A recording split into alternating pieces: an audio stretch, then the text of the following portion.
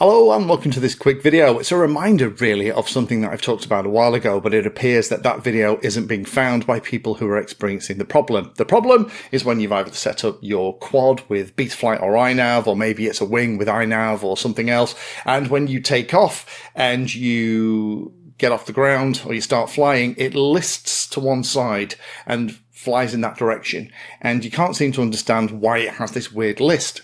Now, there is a number of things that you have to check that are basics that I go through in all of my build series. So if you're not sure how to set one of these things up, then go and check those out. I do them both for fixed wing and for quads as well, Betaflight and iNav. But the two things that you need to really check are when it's on the desk sat level, does it appear level in the configurator? And also, are the middle channel positions for your pitch, yaw and roll, elevator, aileron and rudder essentially are all set to 1500 so that the model knows that you're not asking it to fly in any direction. However, I've had two Patreons in the last 10 days as I'm recording this, both bump into this same issue. All that stuff checks out, but whenever they take the quad off, it lists to one side and flies in that direction. And it's because what's happening is when they plug the battery in, they're moving the model around.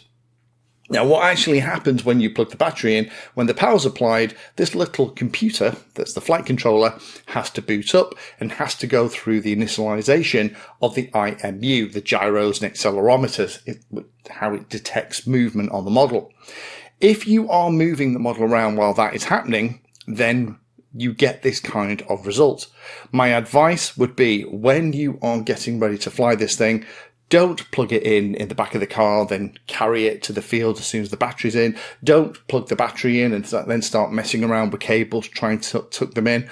Put the model on the floor or on the table, plug the battery in and just leave it. Wait 5 or 6 seconds until all the lights are on and steady, everything is completed, you get telemetry back to your radio, and then start moving it around.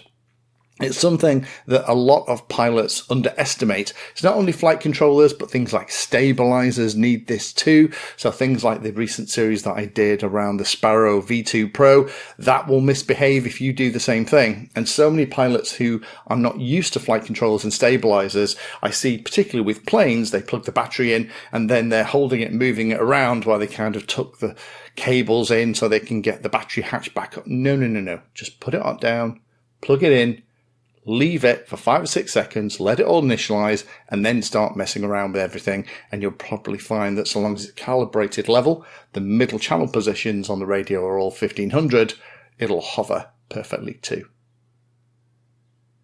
Thank you for watching my video. Check out the playlist, and adding Pedantry 60 to your search terms will help you find my content. If you haven't done so already, please hit the like and subscribe button. It helps a lot.